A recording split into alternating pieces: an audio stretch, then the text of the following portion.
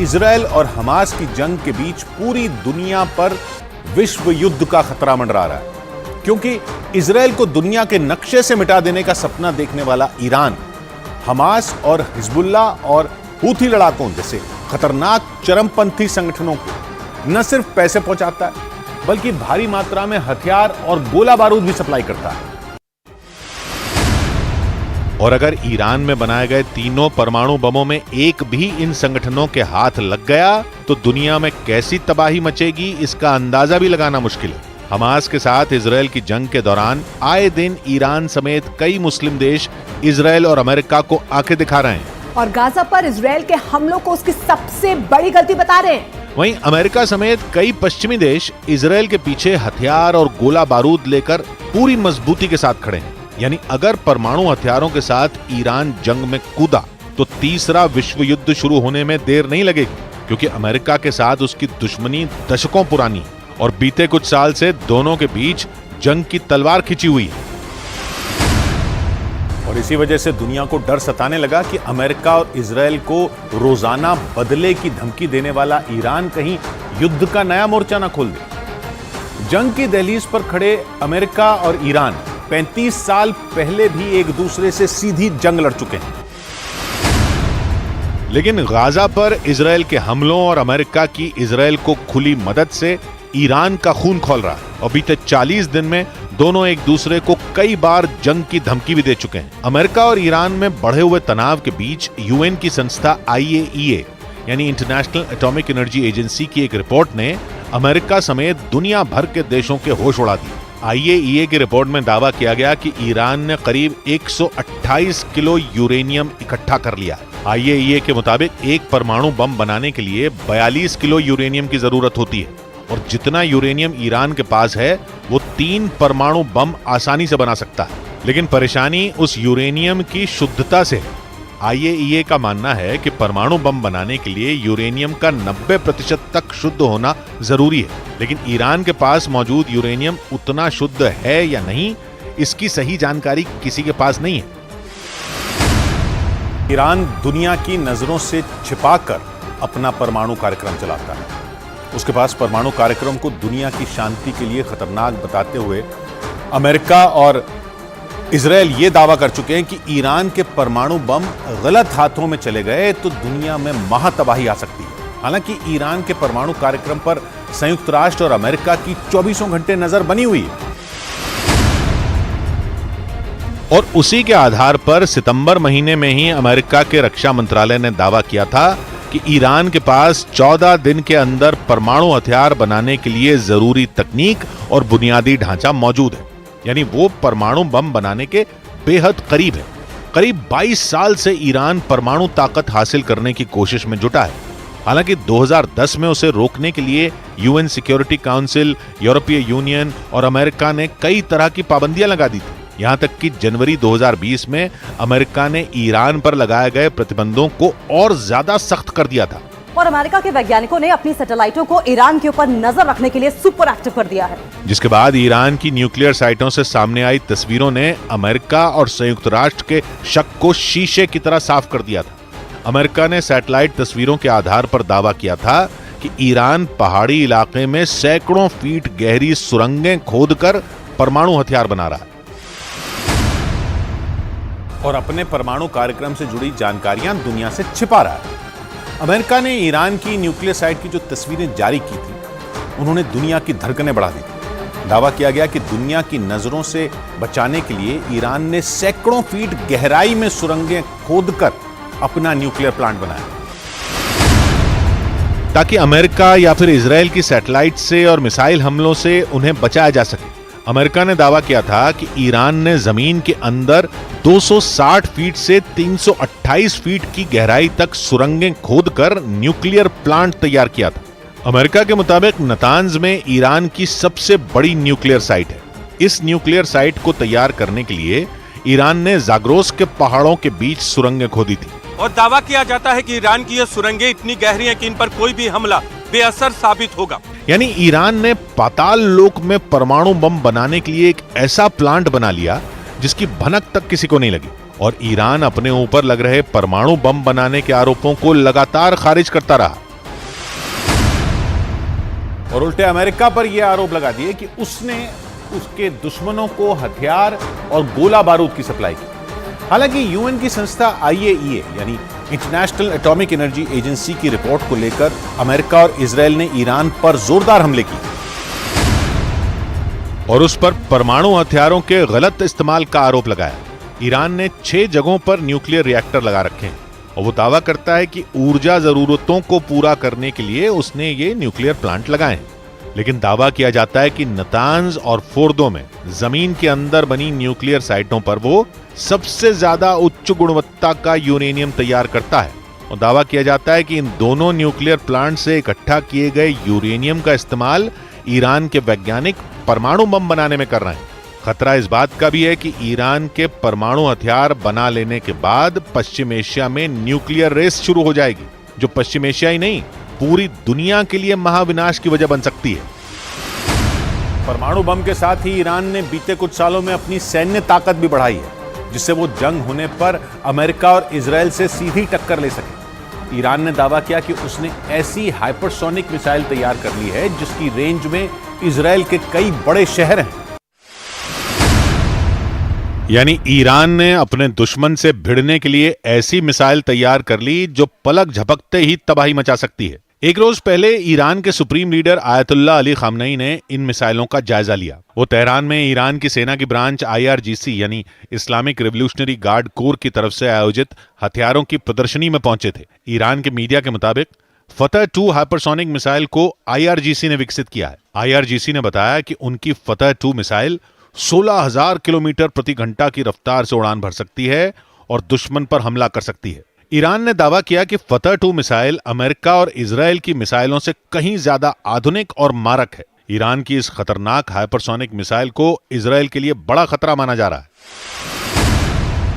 Gaza पर हवाई हमलों के दौरान ईरान इजरायल को जंग की खुली धमकी दे चुका है और अपनी मिसाइलों का मुंह उसकी तरफ तैनात करने का दावा कर चुका है।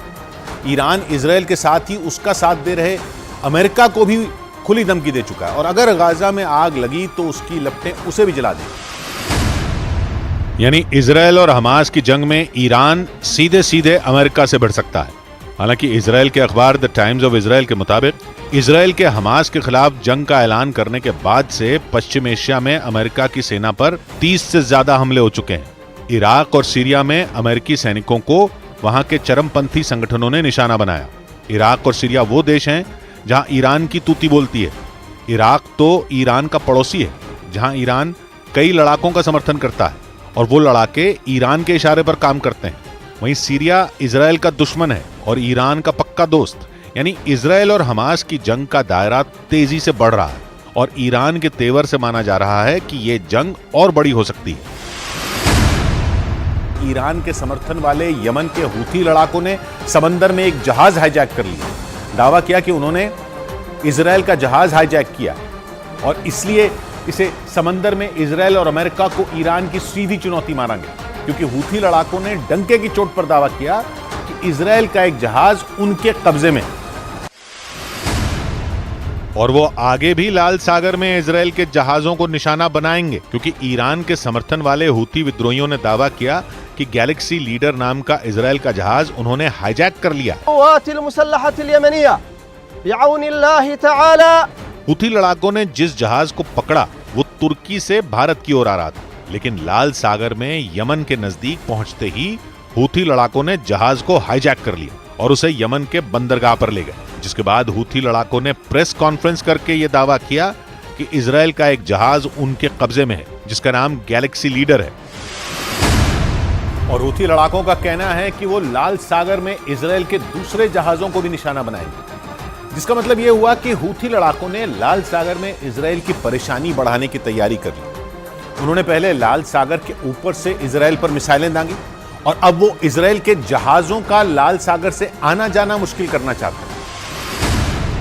क्योंकि जहाज हाईजैक करने के बाद हूथी लड़ाकों ने इजरायल को सीधी चुनौती दी और बयान दिया कि हूथी विद्रोही उन जहाजों को टारगेट करेंगे जिन पर इजरायल के झंडे लगे होंगे। इजरायल की कंपनियों के जहाज भी उनके निशाने पर होंगे, इसलिए जिन जिन देशों के नागरिक इजरायल के जहाजों पर क्रू मेंबर की तरह काम कर रहे हैं वो उन्हें वापस बुला लें। क्योंकि हूथी विद्रोही समंदर में इजरायल के जहाजों को निशाना बनाने की तैयारी में हैं। जिसकी शुरुआत उन्होंने गैलेक्सी लीडर नाम के जहाज को हाईजैक करके कर दी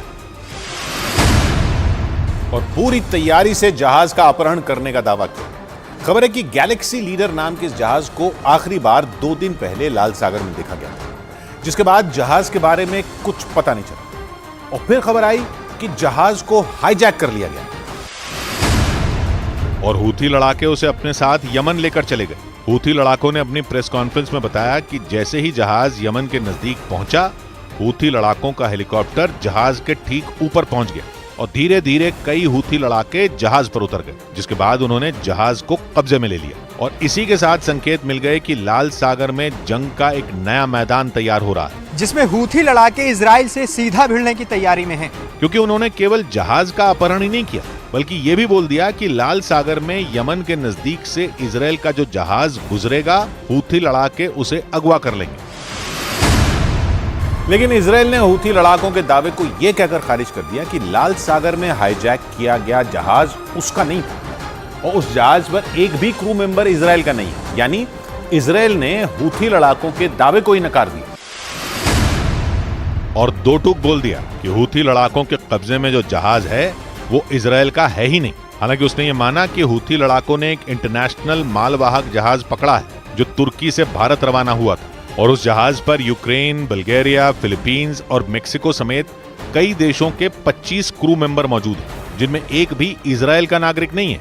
यही नहीं, इजराइल ने कहा कि इस मालवाहक जहाज की मालिक ब्रिटेन की एक कंपनी है और जापान की एक कंपनी इस जहाज को चला रही थी। आसान शब्दों में कहें तो ब्रिटेन के जहाज को जापान इस्तेमाल कर रहा था। ये दावा इजराइल ने किया और हूथी लड़ाकों के इजराइल का जहाज हाईजैक करने के दावे को ही नकार दिया। या यूं कहें कि इजराइल ने ईरान की हूथी लड़ाकों के जरिए उसे घेरने की प्लानिंग फेल करने की कोशिश की, क्योंकि इजराइल ने केवल उसका जहाज हाईजैक होने की खबर खारिज नहीं की, बल्कि इस मामले में ईरान को भी घसीट लिया और दो टूक बोल दिया कि हूथी लड़ाकों का यह कदम ईरान की एक आतंकी हरकत है। यमन के हूथी लड़ाकों के सिर पर ईरान का हाथ माना जाता है और इसीलिए इजराइल ने इस मामले में बेझिझक होकर ईरान का नाम लिया। गाजा जंग के बाद इजराइल और ईरान के बीच का तनाव बढ़ चुका है और जैसे ही खबर आई कि हूथी विद्रोहियों ने लाल सागर में एक जहाज का अपहरण किया है, इजराइल आक्रामक हो गया और नेतन्याहू के कार्यालय का बयान आया कि ये ईरान की एक और आतंकी हरकत है जो समंदर के उन रास्तों पर खतरा बढ़ाती है जहां से अलग अलग देशों के जहाज गुजरते हैं, क्योंकि ईरान के समर्थन वाले हूथी लड़ाके लाल सागर में खुली जंग लड़ने का ऐलान कर चुके हैं और उन्होंने इजराइल के झंडे वाले जहाजों को निशाना बनाने की चुनौती भी दी।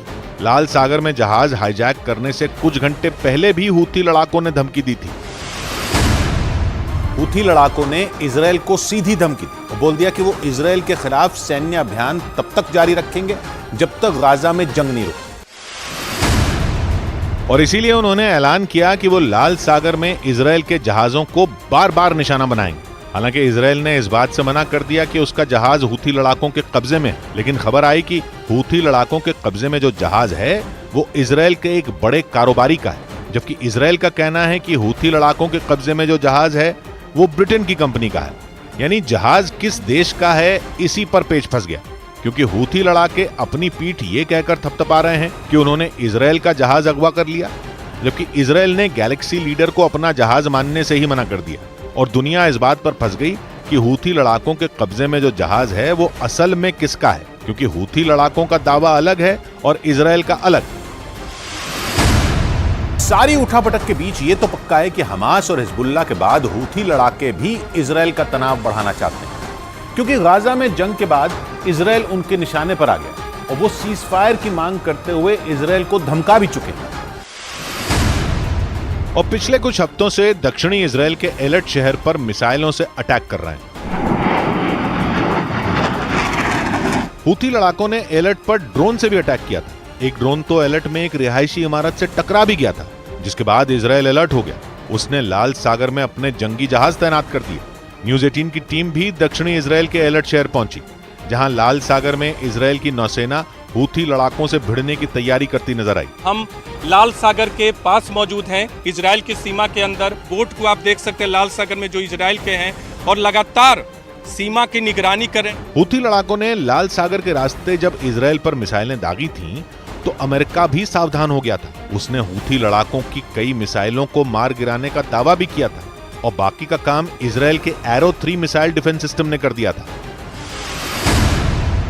जिसे हूथी लड़ाकों के सक्रिय होते ही दक्षिणी इजराइल में सीमा पर तैनात कर दिया गया था। पिछले कई हफ्तों से एरो 3 मिसाइल डिफेंस सिस्टम ने लाल सागर में हूथी लड़ाकों की कई मिसाइलों को मार गिराया, लेकिन हूथी लड़ाके नहीं रुके। उल्टा उन्होंने इजराइल पर हमले तेज करने के संकेत दे दिए, जिसके लिए लाल सागर में जंग का माहौल बनता दिखा, क्योंकि हूथी लड़ाके लाल सागर के रास्ते ही मिसाइलें दाग रहे हैं और इसीलिए इजराइल ने वहां अपने जंगी जहाजों की गश्त बढ़ा दी। अफ्रीका और एशिया को अलग करने वाला लाल सागर हिंद महासागर में एंट्री का रास्ता खोलता है, जिसकी सीमाएं यमन, मिस्र, सूडान, सऊदी अरब और इजराइल जैसे देशों से लगती हैं। इसके पूर्वी छोर पर सऊदी अरब और यमन जैसे देश हैं, जबकि पश्चिमी छोर पर मिस्र और सूडान जैसे देश हैं। और इन सब के बीच इजराइल का भी एक छोटा सा कोना लाल सागर से लगता है, जहां इजराइल का एलट शहर बसा है। हूथी लड़ाकों के निशाने पर दक्षिणी इजराइल का यही शहर है, जिसे इजराइल के सबसे शांत शहरों में गिना जाता है। लेकिन गाजा की जंग की आंच इजराइल के इस शहर तक भी पहुंच गई, क्योंकि इजराइल के खिलाफ हमास का साथ देने के लिए हूथी लड़ाके मैदान में आ गए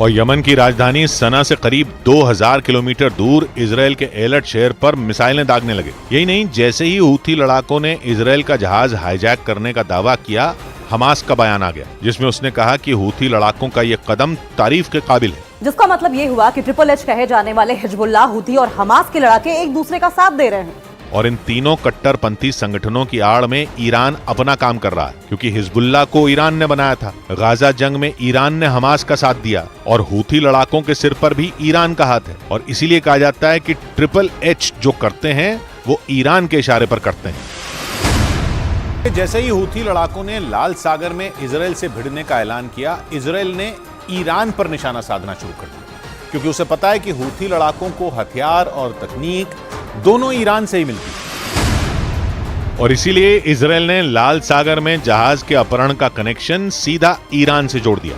यही नहीं, उसने इसे ईरान की आतंकी हरकत बोल दिया। मतलब ये कि इजराइल ने हूथी लड़ाकों को नहीं, बल्कि उनकी आड़ में जंग लड़ रहे ईरान को टारगेट किया, क्योंकि लाल सागर में इजराइल के जहाजों पर संकट मंडराने से सबसे ज्यादा फायदा ईरान को ही हो सकता है। क्योंकि अगर हूथी लड़ाकों का सामना इजराइल से हुआ तो उनसे लड़ने अमेरिका भी आएगा और हूथी लड़ाके इजराइल के साथ साथ अमेरिका को भी नुकसान पहुंचा सकते हैं। और इसीलिए अमेरिका भी सावधान हो गया। उसने ईरान को मुंहतोड़ जवाब देने की तैयारी भी कर डाली, क्योंकि पश्चिमी मीडिया ने दावा किया कि अमेरिका ने अपने खतरनाक जंगी जहाज को ईरान के पास तैनात कर दिया। उसके खतरनाक बॉमर भी ईरान के आसपास मंडराने लगे, जिसका सीधा मतलब यह हुआ कि अमेरिका की नजर ट्रिपल एच पर भी है और उसके पीछे से पश्चिम एशिया में खेल खेलने वाले ईरान पर भी। और इसीलिए अमेरिका का खतरनाक जंगी जहाज ईरान के पास ओमान की खाड़ी में पहुंच चुका है और ईरान की सीमा से केवल 300 किलोमीटर दूर खड़ा है।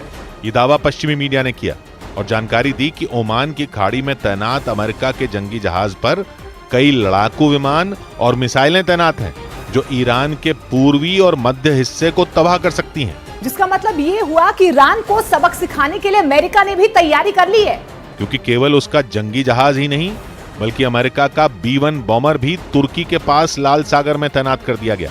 इसके अलावा लाल सागर और ओमान की खाड़ी में भी अमेरिका के जंगी जहाज पहुंच गए।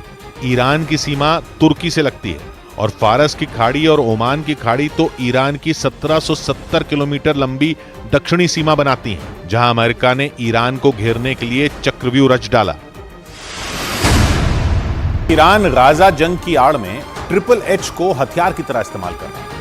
पहले उसने लेबनान के रास्ते इजराइल पर हमले की जमीन तैयार की और अब यमन के रास्ते दक्षिणी इजराइल को निशाना बना रहा है, जिसके लिए लाल सागर में माहौल गर्माता दिखाई देता है। क्योंकि यमन के कट्टरपंथी शिया हूथी लड़ाकों ने लाल सागर में जहाजों को अगवा करने का प्लान बनाया। फिलहाल तो हूथी लड़ाके इजराइल को निशाना बना रहे हैं, लेकिन जैसे संकेत हैं उनसे लगा कि हूथी लड़ाके इजराइल के दोस्त अमेरिका पर भी हमला करेंगे और लाल सागर से गुजरने वाले अमेरिका के जहाजों को भी निशाना बना सकते हैं। जिसके बाद इजराइल ने बिना घुमाए फिराए बोल दिया कि ईरान समंदर में इजराइल और अमेरिका को चुनौती दे रहा है और आतंकी हरकतें कर रहा है। यानी इजराइल और अमेरिका को पता है कि हूथी लड़ाके खुद कुछ नहीं कर रहे, बल्कि ईरान उनसे ये करवा रहा है, क्योंकि वो समंदर, जमीन और आसमान में इजराइल और अमेरिका के खिलाफ हमास, हिजबुल्ला और हूथी लड़ाकों को आगे खड़ा कर रहा है और उनकी आड़ में पूरे पश्चिम एशिया को जंग में झोंकने की साजिश रच रहा है। हिजबुल्लाह ने सिर्फ हमले ही नहीं किए, बल्कि एक वीडियो जारी कर इजराइल को बड़ी धमकी भी दे दी। हिजबुल्लाह ने इस वीडियो के जरिए यह बताने की कोशिश की कि उसके लड़ाके सीमा पार करके भी इजराइल की जमीन पर हमले बोलने के लिए तैयार हैं।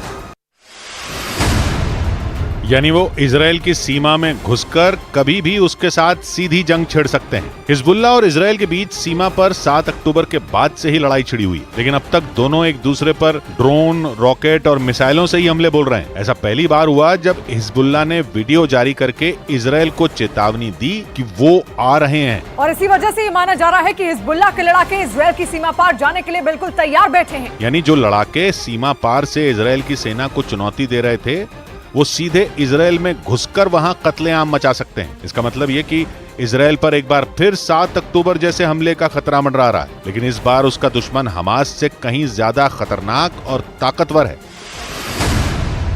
हिजबुल्लाह ने वीडियो जारी कर यह बता दिया कि इजराइल के लिए वो हमास से कहीं बड़ा खतरा है। हिजबुल्लाह के जोरदार हमले की जानकारी खुद इजराइल की सेना की तरफ से दी गई।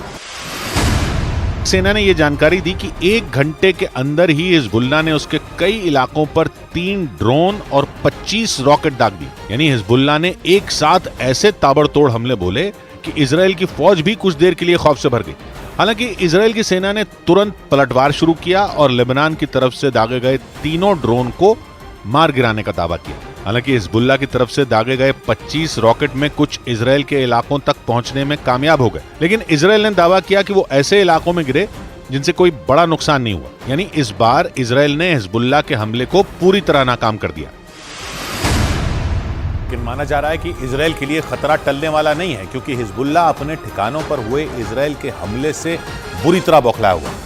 हिजबुल्लाह के हमलों से पहले इजराइल की सेना ने दक्षिणी लेबनान पर एयर स्ट्राइक कर वहां तबाही मचा दी, जिससे भड़का हिजबुल्लाह अब युद्ध का नया मोर्चा खोलने की तैयारी में जुट गया, ताकि वो इजराइल के हमलों का बदला ले सके। क्योंकि इजराइल की सेना ने दक्षिणी लेबनान में अपनी खतरनाक मिसाइलें दागकर वहां बने एल्यूमिनियम प्लांट को तबाह कर दिया।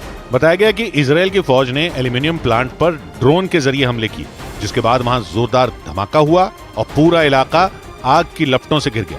हालांकि इजराइल के इस भीषण हमले में किसी के मारे जाने का दावा नहीं किया गया, लेकिन इजराइल की इस कार्रवाई से हिजबुल्लाह उस पर भड़क गया और माना जा रहा है कि दक्षिणी लेबनान पर हुई एयर स्ट्राइक की वजह से ही हिजबुल्लाह अब इजराइल के सैन्य ठिकानों को चुन चुन कर निशाना बना रहा है, जिसमें ईरान उसकी खुलकर मदद कर रहा है। जो जंग में इजराइल के लिए बड़ी चुनौती बना हुआ, क्योंकि ईरान सीधे तौर पर नहीं, लेकिन दावा है कि उसके हथियारों के दम पर ही हमास के लड़ाके इजराइल की सेना पर हमले कर रहे हैं। और दावा है कि हमास के साथ हिजबुल्लाह के लड़ाके भी ईरान के खतरनाक हथियारों का इस्तेमाल कर रहे हैं, जो इजराइल की सेना के लिए बड़ी मुसीबत बने हुए हैं। क्योंकि ईरान जंग में खुले तौर पर इजराइल का विरोध कर रहा है और माना जा रहा है कि वो इजराइल से सीधी जंग नहीं लड़ना चाहता, इसलिए ईरान उसके दुश्मनों यानी हमास और हिजबुल्लाह का मददगार बनकर उन्हें हथियारों की सप्लाई कर रहा है, जो इजराइल के लिए खतरा साबित हो सकता है। इसलिए इजराइल अपने दोस्त अमेरिका की मदद लेकर उसके ठिकानों पर हमले करवा रहा है, क्योंकि सिर्फ इजराइल ही नहीं बल्कि अमेरिका भी ईरान को अपना दुश्मन मानता है। अमेरिका की सेना ने तो कुछ दिनों पहले ही सीरिया में ईरान के चरमपंथी संगठनों के ठिकानों पर हमले करने का दावा किया था, क्योंकि 7 अक्टूबर को इजराइल पर हुए हमलों के 10 दिन बाद ही सीरिया में अमेरिका के सैन्य ठिकानों पर ईरान के चरमपंथी संगठन के लड़ाकों ने हमले कर दिए थे।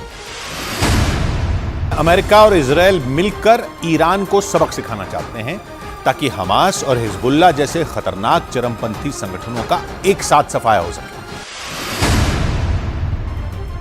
क्योंकि ईरान ही इन दोनों संगठनों को और ताकतवर बनाने में जुटा है और उन्हें मिटाना अमेरिका और इजराइल के लिए इतना आसान नहीं है। माना जा रहा है कि ईरान इजराइल और उसके समर्थन में आए देशों को जंग में उलझाए रखना चाहता है, इसीलिए तो उसकी सेना की ब्रांच IRGC यानी Islamic revolutionary guard core Syria और इराक में अमेरिका के सैन्य अड्डों को निशाना बना रही है। और आरोप है कि इसमें ईरान के चरमपंथी संगठन के लड़ाकों का भी हाथ है। ऐसा इसलिए क्योंकि जंग में अमेरिका इजराइल के साथ खड़ा है और ईरान ये नहीं चाहता कि कोई भी देश इजराइल की ढाल बने। लेकिन इजराइल और अमेरिका भी पीछे नहीं हटना चाहते। अमेरिका की सेना सीरिया और इराक में ईरान के चरमपंथी संगठन के लड़ाकों के खिलाफ लगातार कार्रवाई कर रही है।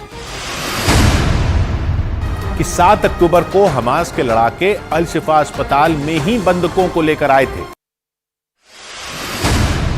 और बाद में उन्हें सुरंग के जरिए दूसरी जगहों पर भेजा गया।